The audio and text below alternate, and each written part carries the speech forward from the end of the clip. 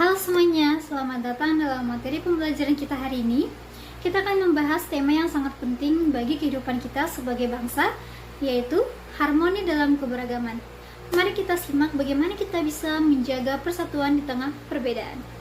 Pertama-tama, mungkin di antara adik-adik semua masih sering bertanya-tanya apa yang dimaksud dengan harmoni dalam keberagaman. Nah, harmoni dalam keberagaman adalah sebuah kondisi di mana berbagai perbedaan yang ada di tengah masyarakat dapat berdampingan secara selaras, serasi, dan seimbang.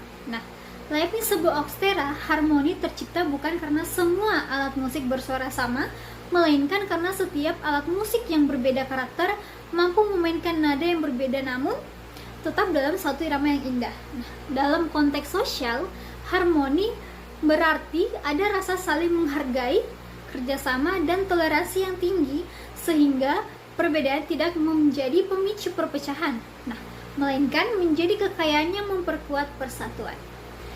Pertama-tama, mungkin di antara adik-adik semua masih sering bertanya-tanya apa yang dimaksud dengan harmoni dalam keberagaman. Nah, harmoni dalam keberagaman adalah, mari kita lihat lingkungan sekolah kita. Nah, di lingkungan sekolah kita tidak hanya belajar dari buku, bukan? Tetapi juga belajar dari satu sama lain. Nah, keberagaman ini terlihat nyata dari perbedaan keyakinan atau agama yang kita anut serta latar belakang suku dan budaya yang membawa dialek, bahasa, serta adat istiadat yang unik ke dalam kelas. Nah, selain itu, setiap teman kita memiliki kondisi sosial ekonomi keluarga yang berbeda serta bakat individu yang beragam, mulai dari bidang seni, olahraga, hingga akademik, yang semuanya membentuk warna unik di lingkungan sekolah kita. Namun, kita harus jujur bahwa perbedaan juga punya potensi konflik jika tidak kita jaga. Meskipun perbedaan adalah kekayaan, potensi konflik tetap dapat muncul jika tidak memiliki sikap saling menghargai. Nah, masalah ini seringkali bermula dari sikap entosentrisme atau perasaan bahwa kelompok sendiri lebih hebat serta adanya stereotip negatif yang memberikan label buruk kepada orang lain secara sepihak.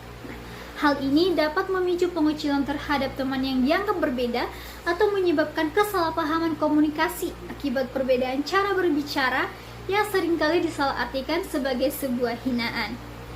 Mari kita lihat lingkungan sekolah kita. Nah, di lingkungan sekolah kita tidak hanya belajar dari buku, bukan? Tetapi juga belajar dari satu sama lain.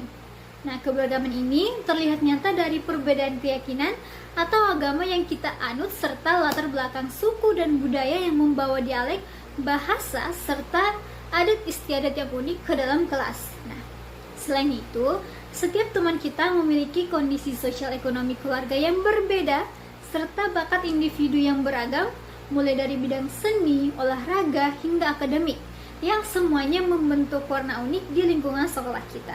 Selanjutnya, mari kita masuk ke dalam sebuah simulasi. Nah, sebagai contoh nih, mari kita bayangkan sebuah situasi di mana terjadi perselisihan karena seorang siswa mengejek logat bicara temannya. Nah, langkah penyelesaiannya dimulai dengan mediasi privat oleh guru untuk mendengarkan perspektif kedua belah pihak secara objektif. Nah, guru kemudian memberikan edukasi bahwa dialek adalah kekayaan identitas budaya yang harus dihormati, sehingga mendorong siswa tersebut untuk meminta maaf serta mengaku salah. Nah, melalui proses rekonsiliasi ini, konflik dapat diselesaikan dengan damai dan hubungan antara siswa kembali harmonis.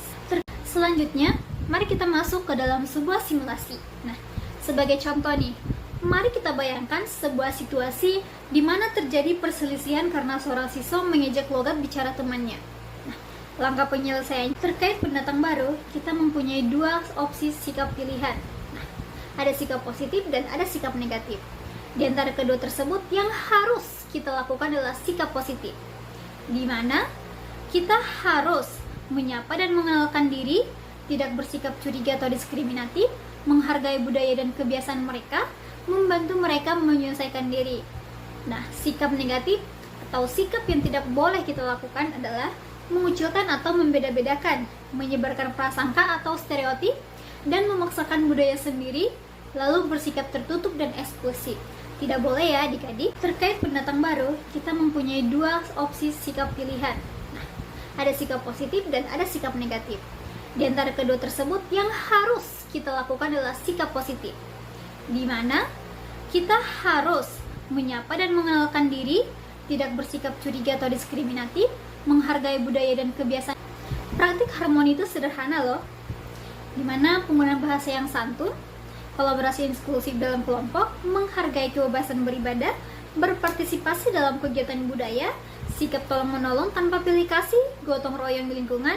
Nah, semua ini adalah langkah nyata untuk menjaga kedamaian kita.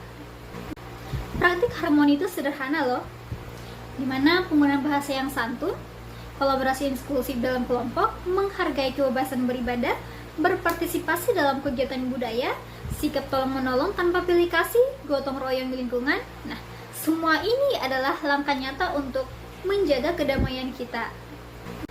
Praktik harmoni itu sederhana loh, di mana penggunaan bahasa yang santun, kolaborasi inklusif dalam kelompok, menghargai kebebasan beribadah, berpartisipasi dalam kegiatan budaya, sikap tolong-menolong tanpa pilih kasih, gotong royong di lingkungan. Nah, semua ini. Nah, sebagai penutup, keberagaman di sekolah bukanlah sebuah hambatan, melainkan peluang bagi kita semua untuk belajar menjadi pribadi yang lebih dewasa dan terbuka. Nah, dengan mengedepankan komunikasi dan rasa saling menghargai, kita dapat menciptakan ekosistem sekolah yang inklusif, di mana setiap perbedaan justru memperkuat persatuan kita sebagai bangsa yang majemuk. Nah, sebagai penutup, keberagaman di sekolah bukanlah sebuah hambatan, melainkan peluang bagi kita semua untuk belajar menjadi pribadi yang lebih dewasa dan terbuka. Nah, dengan mengedepankan komunikasi dan rasa saling menghargai, kita dapat menciptakan ekosistem sekolah yang inklusif, di mana setiap perbedaan justru memperkuat persatuan kita sebagai bangsa yang majemuk. Nah, sebagai penutup, keberagaman di sekolah bukanlah sebuah hambatan, melainkan peluang bagi kita semua untuk belajar menjadi pribadi yang lebih dewasa dan